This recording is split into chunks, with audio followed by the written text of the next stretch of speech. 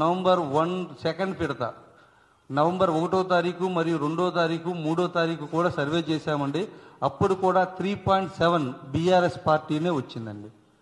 After that లాస్ట్లో మళ్ళీ survey చేశాము. ఈ సర్వేలో అంటే యాక్చువల్గా ఏమవుతుందంటే మాకు అక్కడ నుంచి 7.5 నుంచి మళ్ళీ 3.7 ఇలా తగ్గుతూ వచ్చి ఈరోజు లాస్ట్ 2 days 3 డేస్లో పోల్ మేనేజ్మెంట్ వంట కావచ్చు, అధికార పార్టీకి ఓటు వేస్తే కొంచెం అభివృద్ధి చెందుతుంది అనే ఉద్దేశంగా కానీ ఏదైనా కానీ కావచ్చు, కానీ లాస్ట్లో ఒక విస్తృతంగా ఒక వేవ్ లాగా లాస్ట్ 3 రోజులు కాంగ్రెస్కి అత్యంత అనుకూలంగా వెళ్ళిపోయిందండి. అది మాకు వచ్చిన డేటా మేము తీసేటప్పటికి మేము ఇది యాక్చువల్గా 9th వరకు మాత్రమే తీసామండి. 10th నాడు మనం సర్వే చేయకూడదు. 10th 11th నాడు మనం ఎగ్జిట్ పోల్ అంటే ఈ రోజున ఎగ్జిట్ పోల్ చేయొచ్చు. బట్ ఎగ్జిట్ పోల్ మేము చేసిందే తక్కువ శాంపిల్ సైజు. ఈ ఎగ్జిట్ పోల్ శాంపిల్ సైజుని మేము చేసినటువంటి 7, 8, 9 తారీఖుల్లో చేసినటువంటి ప్రీ పోల్కి మ్యాచ్ చేసి చూసుకుంటే ఏ విధంగా వచ్చింది డేటా అనేది చూసుకుని దానిని మేము సరళీకరించుకుని ఒక పర్ఫెక్షన్లో రెడీ చేసుకుని మీ ముందుకి తీసుకొచ్చాము.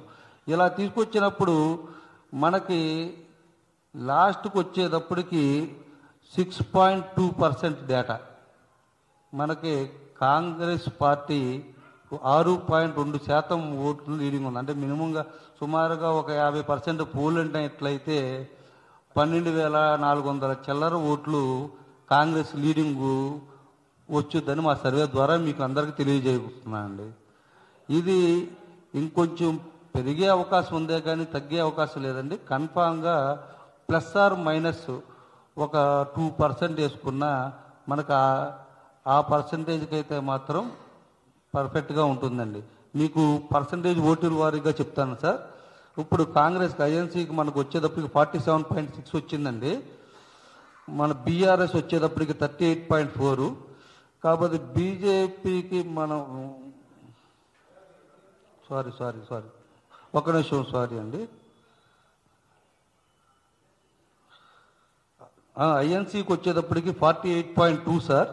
బీఆర్ఎస్కి వచ్చేటప్పుడు 42.1 అండి. బీజేపీకి వచ్చేటప్పటికి 7.6 సార్. ఇంకా అదర్స్ ఏదైనా ఉందంటే నోటా కానీ ఇలా చెప్పడం వల్ల 2.1% ఉన్నారు. సో మనకి 6.1% మనకి ఎగ్జిట్ పోల్లో కానీ మనకి ప్రీ పోల్లో కానీ జరిగినటువంటి సర్వే ప్రకారం ఇంత డేటా వచ్చింది. యాక్చువల్గా ఎందుకు వచ్చింది అంటే మేము ఇక్కడ కాంగ్రెస్కి మెయిన్ క్యాండిడేట్ బలం అండి. ఈ మన జూబ్లీ హిల్స్ నియోజకవర్గం పేరు బాగా జూబ్లీ హిల్స్ అంటే పెద్ద బిల్డింగ్ మీద ఉంటాం కానీ అనుకుంటాం కానీ 65% దాకా ఇక్కడ మనకి బస్తీలు ఎక్కువ ఉన్నాయండి. బస్తీలు అంటే జనరల్గా పొద్దున్న లేచిన కాడ నుంచి ఏదో ఒకటి పనులు పడుతూ ఉంటాయి. ఒక కొంచెం నవీన్ యాదవ్ గారు అయితే వీటిలో ఏదన్నా స్టేషన్లో పని పడినా లేదంటే వేరే కారణాలు ఉన్నా ఏదైనా సరే నిత్యం అందుబాటులో ఉంటారని కొంచెం అలాంటి విషయాలు ప్లస్ అధికార పార్టీ కాబట్టి కొద్దిగా మనకి ఏదైనా సరే అభివృద్ధి జరగాలన్నా ఏదైనా చేసుకోవాలన్నా మనకి కాంగ్రెస్ అయితే బెటర్ అని చెప్పేసి మన యొక్క జూబ్లీ హిల్స్ యొక్క ఓటర్లు ఈ విధంగా తీర్పిచ్చారండి. ఏ కారణాల వల్ల ఎలా ఉంది ఏంటి అనేది మన నాగేశ్వరరావు గారు మీకు ఒకసారి ఎక్స్ప్లెయిన్ చేస్తారు. నమస్కారం అండి. ఈ జూబ్లీ హిల్స్లో కాంగ్రెస్కి మెజార్టీ రావడానికి కారణాలు నవీన్ యాదవ్ గారు ఎక్కువగా ప్రజల్లో ఉండటం కానీ, వాళ్ళకి ఏదైనా సమస్య వచ్చినప్పుడు ఆయన రావడం కానీ, ఏదైనా కార్యక్రమాలు జరిగినప్పుడు కానీ పేద విద్యార్థులకు కానీ ఆర్థికంగా సహాయం చేయడం, ఆరోగ్యం బాగున్న వాళ్ళకి సహాయం చేయడం, ఈ విధంగా అన్ని విధాలుగా ఆయన సహకారాలు అందిస్తూ ఉంటారు. ఏదైనా మనకు అవసరమైనప్పుడు గబుక్కున ఆయన దగ్గరికి ఏ టైంలోనే వెళ్ళొచ్చు మనం. అదే మనం బీఆర్ఎస్ అభ్యర్థి అయినటువంటి మాగంటి సునీత గారికి వేసినట్లయితే మహిళ కాబట్టి మనం సరిగ్గా వెళ్ళలేము ఆయన దగ్గరికి అనే ఉద్దేశంతో ఎక్కువగా కాంగ్రెస్ పార్టీకి జనాలు మరి బ్రహ్మరథం పట్టారు. ఈసారి కాంగ్రెస్ పార్టీ 6.1% మాకు చూపిస్తుంది. అంతకన్నా మించి వెళ్ళే అవకాశం కూడా కనబడుతుంది. మేము డివిజన్ వైజ్గా చూసుకున్నప్పుడు కాంగ్రెస్ పార్టీ అన్ని డివిజన్లోనూ మంచి మెజారిటీ సాధిస్తుందండి. మనకు షేక్పేట చూసుకుంటే షేక్పేటలో బీఆర్ఎస్కు కొద్దిగా ఎడ్జ్ కనబడుతుంది. అలాగే తర్వాత ఎర్రగడ్డలో చూసుకుంటే ఎర్రగడ్డలో కూడా కాంగ్రెస్ 3% వరకు మెజార్టీ కనబడుతుందండి. బోరవోండ్లో కాంగ్రెస్ మెజార్టీ కనబడుతుంది స్వల్పంగా. అదేవిధంగా మనం రహమత్ నగర్లో చూసుకుంటే కాంగ్రెస్ మంచి మెజార్టీ సాధిస్తుందండి. ఇక్కడ 11% దాకా మెజార్టీ సాధిస్తుంది. అదే వెంగళరావు నగర్లో మనం వెంగళరావు నగర్ డివిజన్లో చూసుకున్నట్లయితే కాంగ్రెస్ ఇక్కడ 11% దాకా మెజార్టీ కనబడుతుందండి. అదే యూసఫ్గూడలో చూసుకుంటే యూసఫ్గూడలో ఇక్కడ ఆల్మోస్ట్ 10% మెజార్టీ ఇక్కడ కాంగ్రెస్ కనబడుతుంది యూసఫ్గూడలో కూడా. అదే మనకు సోమాజిగూడలో పార్టీ అయినటువంటి శ్రీనగర్ కాలనీలో కానీ తీసుకున్నట్లయితే ఇక్కడ కాంగ్రెస్కి ఇక్కడ కూడా 11% దాకా మెజార్టీ కనబడుతుందండి. ఓవరాల్గా కాంగ్రెస్ పార్టీ 11% మెజార్టీ ఓవరాల్గా అసెంబ్లీలో సాధించే అవకాశం మెరుగ్గా ఉందండి.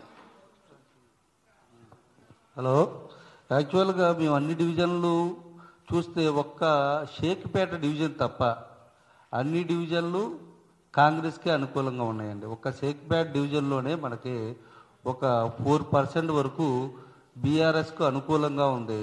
సుమారుగా మనకి ఈ జూబ్లీహిల్స్ అసెంబ్లీ నియోజకవర్గంలో 1,25,000 మంది ఉన్నటువంటి మైనార్టీ ఓటింగు సుమారుగా 50% రేంజ్లోనే ఉన్నారండి. ఒక 1% అయినా కాంగ్రెస్కి ఎక్స్ట్రా ఉన్నారు. బీసీలు ఆటోమేటిక్గా మనకి యాదవ వర్గం అయితే చాలా ఎక్కువ పర్సెంట్, నియర్లీ 7 to 8% కాంగ్రెస్కి అనుకూలంగా ఉంది. మొత్తం మీద బీసీలు 7% పైనే బీఆర్ఎస్ కంటే కాంగ్రెస్కి అనుకూలంగా ఉన్నారండి. ఈ డేటా మొత్తం మీద మనం చూసుకున్నట్లయితే జూబ్లీహిల్స్ అసెంబ్లీ నియోజకవర్గంలో 6.1 అంటే నియర్లీ 12,000 నుంచి 13,000 మెజార్టీ వరకు కాంగ్రెస్కి 100% వస్తుందని నా ప్రగాఢ విశ్వాసం అండి. ఓకేనా? ఇంకోటి, మేము దీంతో పాటు మేము బీహార్ అసెంబ్లీ ఎలక్షన్స్ కూడా కండక్ట్ చేయడం జరిగింది. ఈ బీహార్ ఎలక్షన్స్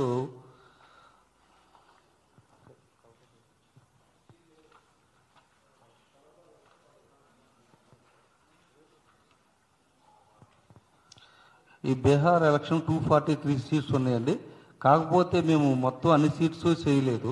కొన్ని ర్యాండమ్ శాంప్లింగ్గా తీసుకుని ఒక 105 సీట్లు అయితే చేయడం జరిగింది.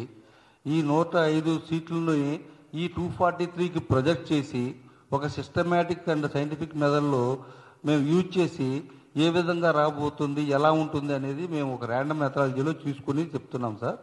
ఈ మేము చూసిన 105 సీట్లు కూడా 105 అసెంబ్లీ సీట్స్ కూడా మీకు ఏదేది గెలుస్తుంది అనేది మీకు పార్టీ వైజ్గా నేను మీకు ఇస్తాను. ఇంకోటి, మనకి ఇక్కడ బీహార్లో ఎన్డీఏ నాయకత్వం 153 నుంచి 163 అంటే చాలా క్లియర్ కట్ మెజార్టీతో బీహార్లో ఎన్డీఏ రాబోతుందండి. ఎన్డీఏలో మనకి